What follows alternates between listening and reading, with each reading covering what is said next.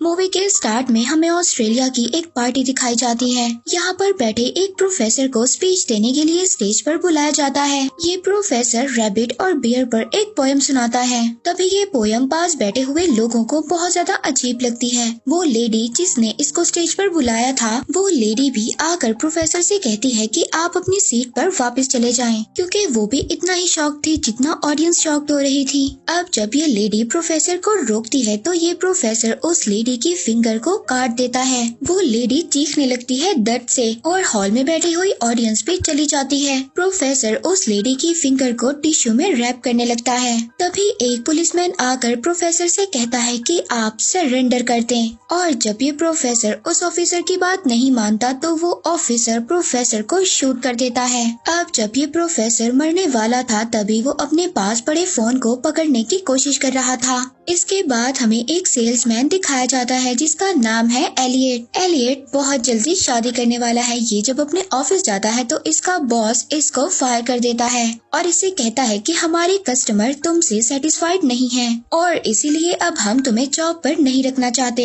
Elliott के sir पर इसके भाई की भी जिम्मेदारी है जो कि एक साइकोपैथ है। एलियट उसके इलाज के लिए बहुत ज्यादा पैसे खर्च करता है। अब क्योंकि एलियट की जॉब भी जा चुकी थी और अब वो बहुत ज्यादा परेशान था कि वो अपने भाई का इलाज कैसे करवाएगा, और इस बात का खतरा है कि इसके भाई को मेंटल इंस्टीट्यूशन में भेज दिया जाए। इसके बाद एलियट अपने फादर के पास जाता है, उनसे हेल्प मांगता है, मगर इनके फादर कभी भी इनकी रिस्पॉन्सिबिलिटी नहीं लेते और इस बार भी वो ये कह देते हैं कि उन्होंने अपने रिटायरमेंट फंड को मार दिए हैं और इसीलिए अब वो इनकी हेल्प नहीं कर सकते। और तो और एलियट की एक फियांसी भी है जिससे इसकी शादी होने वाली है और ये उसको बहुत ज्यादा पसंद करता है। इतनी सारी रिस्पॉन्सिबिलिटीज इसके सर पर है और इसकी जॉब भी चली गई है। नेक्स्ट सीन में हम इसको कार में देखते हैं जहाँ पर ये बहुत ज्यादा परेशान है अपने हालात की वजह से। कार में एक फ्लाई यानी कि मक्खी इसको कब से परेशान कर रही थी, मगर तभी इसके फोन पर कॉल आती है और वो आदमी एलियट को कहता है कि तुम परेशान मत हो, हमारे पास तुम्हारे लिए एक गेम शो है और अगर तुम इस गेम में पार्टिसिपेट करना चाहते हो तो तुम बहुत जल्दी अमीर हो सकते हो। बस उसके लिए तुम्हें कुछ टास्क करने होंगे। अब एलियट को ये लग रहा था कि ये आदमी शायद कोई स्कैमर है, मगर तभी एलियट देखता है कि वो आदमी इसकी लाइफ में होने वाले इंसिडेंट के बारे में इसको बता रहा होता है। बचपन से लेकर अब तक इसके साथ जो जो इम्पोर्टेंट इवेंट्स हुए हैं इसके बारे में वो आदमी इसको बताता है। साथ ही में वो इसको ये भी बताता है कि किस तरह से तुम्हारी मदर का एक्सीडेंट हुआ, और तो और वो इसको ये भी बताता है कि कुछ टाइम पहले एक मक्खी तुम्हें तंग कर रही थी और अभी भी वो तुम्हारी कार में है। एलियट जल्दी से गाड़ी रोककर इधर उधर देखता है कि क्या कोई आदमी ने इस पर नजर रखी हुई है, मगर यहाँ पर आसपास तो कोई भी आदमी नहीं था। अब वही आदमी इसको कॉल पर कहता है कि जो मक्खी तुम्हें तंग कर रही है अगर तुम इसको मार दो तो तुम्हारे अकाउंट में $1000 ट्रांसफर कर दिए जाएंगे। अब ये बड़ी ही जल्दी उस मक्खी को मार देता है क्योंकि ये काम इतना ज्यादा मुश्किल नहीं था, और तभी इसके फोन पर नोटिफिकेशन आता है कि इसके अकाउंट में $1000 ट्रांसफर कर दिए गए हैं। ये कार से बाहर निकलता है और हैरानी से इधर उधर देखने लगता है कि क्या यहाँ पर कोई आदमी है, मगर यहाँ पर आसपास कोई भी नहीं था। अब वही आदमी कॉल पर इसको कहता है कि अगर तुम इस मक्खी को खा जाओ तो तुम्हें और डॉलर्स दिए जाएंगे। एलियट जो कि काफी ज्यादा हैरान था और इसको पैसों की भी बहुत ज्यादा जरूरत थी, ये जल्दी से अपने अपार्टमेंट जाता है। वहाँ पर जाकर कंप्यूटर में ये अपने अकाउंट की डिटेल्स देखता है। वहाँ पर भी इसको ये बताया गया था कि इसके अकाउंट में $1000 ट्रांसफर कर दिए गए हैं, इसीलिए अब इसको पैसों की जरूरत है। ये मक्खी को भी खा सकता है अपने बैंक अकाउंट में और ज्यादा पैसे लेने के लिए। नेक्स्ट सीन में हम एलियट को मक्खी खाते हुए देखते हैं और तभी इसको कॉल आती है। वो आदमी इसको कांग्रेचुलेट करता है कि तुमने सेकंड टास्क भी पूरा कर दिया और इसको कहता है बहुत जल्द तुम्हारे अकाउंट में पैसे आ जाएंगे, और ऐसा ही होता है। इसके अकाउंट में फर्दर इसके टास्क के लिहाज से अमाउंट आ जाती है। अब एलियट उस आदमी से कहता है कि क्या आप मुझे घर में भी फॉलो कर सकते हैं, क्या आप मुझे देख सकते हैं कि मैं क्या कर रहा हूँ। वो कहता है कि हाँ मैं तुम्हें देख सकता हूँ, मैं तुम्हें फॉलो कर सकता हूँ। हूँ। और वो ये भी कहता है कि तुम्हें तुम्हारी प्राइवेसी वापस मिल सकती है जैसे ही तुम इस गेम को एंड करोगे या तुम इस गेम को दरमियान में छोड़ दोगे। वो आदमी एलियट को गेम के रूल्स बताता है। वो एलियट से कहता है कि तुमने 2 टास्क कंप्लीट कर दिए हैं और फर्दर अभी भी तुम्हारे 11 टास्क बाकी हैं। और अगर तुम इस गेम को खेलना चाहते हो तो हर टास्क पर तुम्हें बहुत बड़ा रिवार्ड दिया जाएगा। और अगर इन टास्क में से तुमने कोई भी टास्क को पूरा ना किया तो सभी पैसे तुमसे वापस ले लिए जाएंगे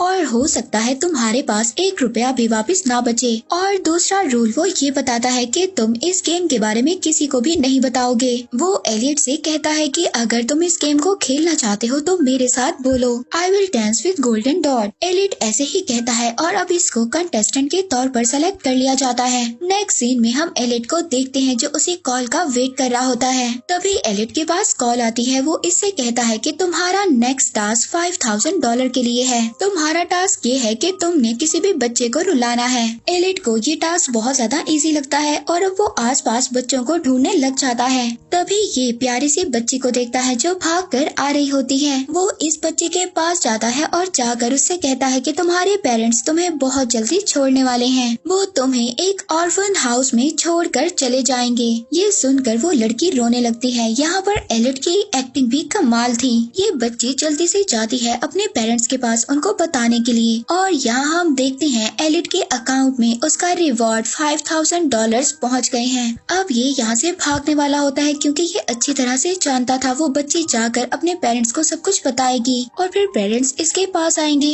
और तभी हम देखते हैं ये कार ड्राइव कर कर यहाँ से जा रहा है। बच्ची के पेरेंट्स भी उसको डांट रहे होते हैं ऐसी बात कहने के लिए। नेक्स्ट सीन में एलियट अपने फादर को लेने के लिए चर्च जाता है। अब यहाँ पर एलियट को कॉल आती है। वो आदमी एलियट को इसका नेक्स्ट चैलेंज बताता है। वो कहता है कि तुम्हें चर्च में मौजूद नेटिविटी सीन को चलाना है जो कि ब्लाइंड बच्चों ने बनाया है। अब ये उसी नेटिविटी सीन को उठाकर बाहर ले आता है और उसको जला देता है। इसी सब में गलती से चर्च भी जल जाता है। अब एलियट जल्दी से अपनी फैमिली को चर्च से बाहर निकालता है और वहाँ पर फायर अलार्म बजा देता है। अब एलियट के इस रिवॉर्ड पर इसको $10,000 इसके अकाउंट में भेज दिए जाते हैं। वहाँ पर हम उस बच्ची और उसके पेरेंट्स को देखते हैं जो पुलिस में पहुँच चुके हैं एलियट की रिपोर्ट करने के लिए। यहाँ पर एलियट को एक टास्क दिया जाता है कि एक होमलेस पर्सन का पीछा करो और उसके कपड़े चुरा लो। अब एलियट ऐसा ही करता है, उसका पीछा करता है और उसके कपड़े चुरा लेता है। वो बच्ची तो अपने पेरेंट्स के साथ पुलिस स्टेशन में है ही। अब ये होमलेस पर्सन भी पुलिस स्टेशन में आ जाता है। अब वहाँ पर ऑफिसर को सारी बात बताई जाती है और एलियट का स्केच भी बनवाया जाता है। अब यहाँ पर पुलिस को ये बात पता चल जाती है कि जिस आदमी ने इस बच्ची को तंग किया, चर्च को जलाया और होमलेस पर्सन के कपड़े चुराए वो एक ही आदमी है। अब एलियट यहाँ पर अपने 6 टास्क पर पहुँच चुका है। इसको 6 टास्क में ये कहा जाता है कि एक आदमी को अपने अपार्टमेंट में से तुमने कॉफी पर लेकर जाना है और इसको तो ये टास्क बहुत ज्यादा इजी लगता है। जब ये अपार्टमेंट जाता है तो इसको पता चलता है ये टास्क इतना ज्यादा इजी भी नहीं था क्योंकि जिस आदमी को इसने कॉफी पर लेकर जाना था वो बाथटब में मरा हुआ था। अब इसको तो पैसे चाहिए थे इसलिए अब ये उस आदमी को अच्छा ड्रेस पहनाता है और रेस्टोरेंट में लेकर चला जाता है। वहाँ पर वेट्रेस भी काफी ज्यादा हैरान थी क्योंकि ये आदमी हिल नहीं रहा था और एलियट ने इस आदमी के फेस को हेड से कवर कर रखा था इसलिए उस पर ज्यादा शक नहीं होता। अब मसला तो तब बनता है जब रेस्टोरेंट में पुलिस आ जाती है। एलियट को एक स्पेसिफिक टाइम दिया जाता है। एलियट ने उस टाइम में इस आदमी के सामने कॉफी रखनी है। अब टाइम भी यहाँ पर खत्म हो रहा था मगर एलियट लास्ट मोमेंट पर पुलिस वालों की कॉफी अपने टेबल पर रख देता है। अब एलियट का टास्क तो पूरा हो गया था मगर अब वो नई मुश्किल में पड़ गया था क्योंकि पुलिस वाले अब इस पर आर्ग्यूमेंट कर रहे थे। जब आर्ग्यूमेंट बहुत ज्यादा बढ़ते हैं तो एलियट रेस्टोरेंट से बाहर आ जाता है। अब वो आदमी इसको कॉल करता है। वो इसके स्किल से काफी ज्यादा मुतासिर हो गया था और इसी वजह से अब इसको 6 लेवल से 8th लेवल पर भेज दिया गया था। पर तभी एलियट को याद आता है कि वो अपना लाइब्रेरी कार्ड तो रेस्टोरेंट में भूल गया है जिसकी वजह से वो लोग एलियट को अब बहुत ही जल्दी से ट्रेस कर सकते हैं। मगर अगर एलिट सारे के सारे चैलेंजेस पूरा कर देता है तो वही आदमी जो इसको चैलेंजेस दे रहा है वो इसको फ्री करवा लेगा। तो इसके पास पैसे भी बहुत ज्यादा होंगे और ये हर मुश्किल से बहुत ही आसानी से निकल जाएगा और इसीलिए खुद को फ्री करने के लिए बहुत ज्यादा जरूरी है ये सभी चैलेंजेस को पूरा करें। इसके बाद हम देखते हैं कि एक बस एलिट को उठाकर एक अननोन प्लेस पर लेकर चली जाती है। वहाँ पर पुलिसमैन जिसको एलिट का लाइब्रेरी कार्ड मिल गया है ये जाकर अपने डिटेक्टर को दिखाता है। तभी डिटेक्टर देखता है कि पुलिस ऑफिस के बाहर एक आदमी वेट्रेस से बात कर रहा है। वो जाकर वेट्रेस से पूछता है कि वो आदमी तुमसे क्या पूछ रहा था। तो वेट्रेस उसको कहती है कि वो एलिट के बारे में पूछ रहा था। डिटेक्टर उस आदमी का पीछा करता है। वो आदमी डिटेक्टर को बताता है कि वो एक्चुअली में इस गेम के बारे में इन्वेस्टिगेट कर रहा है, वही गेम जो एलिट प्ले कर रहा है। ये गेम बहुत सारे लोगों ने खेली और उन्हीं सभी लोगों का अंजाम बिल्कुल भी अच्छा नहीं हुआ।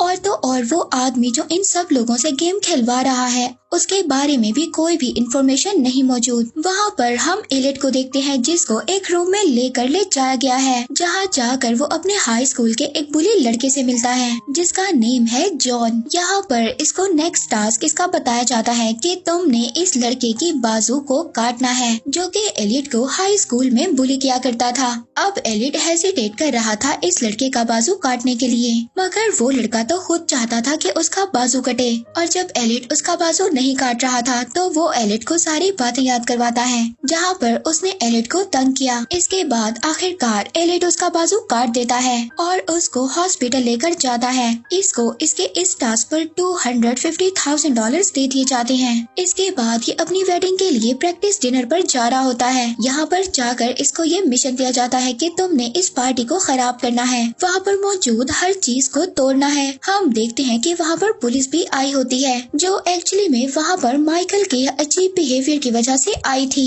एलिट यहाँ पर पार्टी को खराब करना स्टार्ट कर देता है। वो चीजों को तोड़ फोड़ रहा होता है और वहाँ पर जिस लड़की से इसकी शादी होने वाली थी वो ये सोचती है कि ये जरूर अपने भाई को बचाने के लिए ऐसा कर रहा है। एक्चुअली में तो ये सब कुछ चैलेंज कंप्लीट करने के लिए कर रहा था। अब सब कुछ करने के बाद, चैलेंज को पूरा करने के बाद ये सिक्योरिटी से यहाँ से भाग जाता है। अब इसका नेक्स्ट चैलेंज ये होता है कि खुद को सरेंडर कर दो। इसीलिए अब ये पार्टी में वापस आता है और पकड़ा जाता है। अब जब पुलिस स्टेशन में इसका इंटरव्यू लिया जा रहा होता है तो पुलिस इसको इसके बहुत सारे काम दिखाता है, इसको कुछ पिक्स दिखाता है और कहता है कि ये सब कुछ तुमने किया है मगर इसमें से बहुत सारी चीजें हैं जो इसने नहीं की। और इसको ये बात पता चल जाती है कि कोई और भी है जो ये गेम खेल रहा है और उसको भी ऐसे ही अजीब अजीब टास्क करने को कहा जा रहा है। इसके बाद जब पुलिस ऑफिसर चला जाता है और इसके आसपास कोई भी नहीं होता तो ये चेयर को तोड़कर उसके एक टुकड़े को वेपन के तौर पर यूज करता है और इसी भागने के चक्कर में ये एक विंडो से नीचे गिर जाता है। नीचे ये एक डस्टबिन में गिरता है और इसका फोन उसके अंदर ही गुम हो जाता है।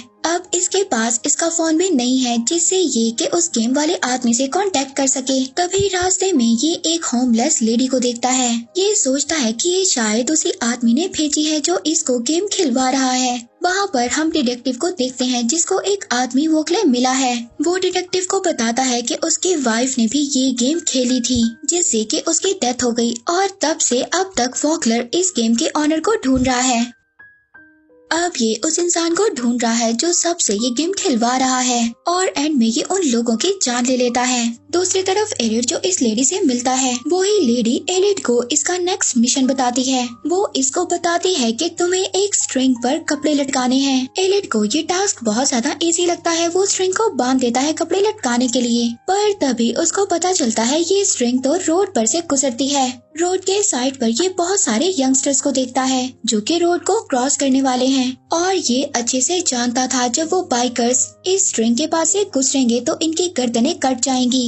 वो बहुत ज्यादा स्पीड से हैं, बाइक को वो रोक नहीं पाएंगे और न ही वो स्ट्रिंग को देख पाएंगे और उनकी डेथ हो जाएगी। एलिट तो ऐसा बिल्कुल भी नहीं चाहता था और वो एंड टाइम पर उस स्ट्रिंग को रिमूव कर देता है जिससे वो सभी यंगस्टर्स बच जाते हैं। पर तभी वो देखता है कि सड़क के कुछ आगे एक और आदमी इस गेम को प्ले कर रहा है और उसने भी रोड के दरमियान स्ट्रिंग लगा रखी है। अब यंगस्टर्स इससे तो बच जाते हैं मगर आगे जाकर वो दूसरे स्ट्रिंग से सभी मारे जाते हैं। अब सभी यंगस्टर्स की इन डेड बॉडीज को देखकर एलिट इस गेम को खेलने से रोक देता है और तो और उस सेकंड प्लेयर के पीछे भी पड़ जाता है ताकि ये इसको ये गेम खेलने से रोक सके। वो आदमी एक वैन में बैठता है और एलिट से दूर चला जाता है। एलिट भी उसको फॉलो करता रहता है, पर तभी एलिट के फोन पर उसको कॉल आती है और कॉल में वही इनिशिएटर था जो एलिट को बताता है। वो बताता है कि तुम सबका लास्ट मिशन एक ही है, तुमने अपनी फैमिली में से किसी एक मेंबर को मारना है। एलिट फोन को अपनी गाड़ी से बाहर फेंक देता है क्योंकि ये इस मिशन को कंटिन्यू नहीं कर सकता।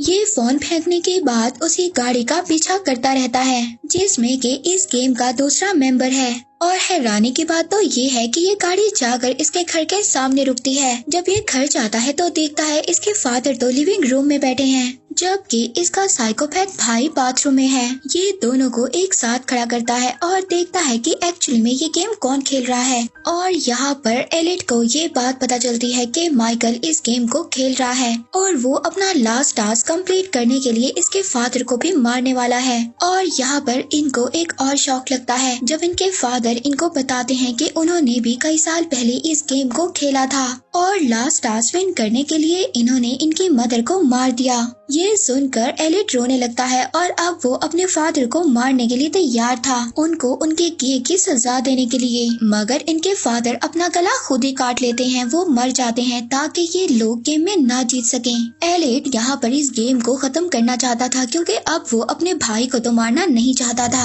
अब ये लिविंग रूम से बाहर जा रहा होता है मगर इसका भाई माइकल तो इसको मारना चाहता है क्योंकि वो किसी भी हाल में इस गेम को जीतना चाहता है। ये उसके ऊपर गन रखता है, उसको शूट करने वाला था मगर एलिट इसको रोकता है और इन्हीं सब में एलिट की गोली चल जाती है और माइकल जमीन पर गिर जाता है। अब वो मरते मरते भी इस गेम को जीतना चाहता था और माइकल यहाँ पर एलिट को चाकू से मारने वाला था मगर वो खुद ही मर जाता है। एलिट यहाँ पर जिसने इस गेम के लास्ट टास्क को कंप्लीट कर लिया था वो जीत गया था। अब ये लंगड़ाते हुए घर से बाहर निकलता है जहाँ पर डिटेक्टिव इसको देख लेता है और यहाँ पर हमें पता चलता है कि ये डिटेक्टिव भी इस गेम को खेल रहा है। और तो और उसने वॉकलर को भी मार दिया क्योंकि वो उस गेम के ऑनर को ढूंढने ही वाला था। उसने उसको मार दिया था, सभी सबूतों को जला दिया था। इसके बाद वो यहाँ पर आया है एलिट के फादर और इसके भाई को जलाने के लिए क्योंकि ये भी जल जाएं और कोई भी सबूत ना मिले।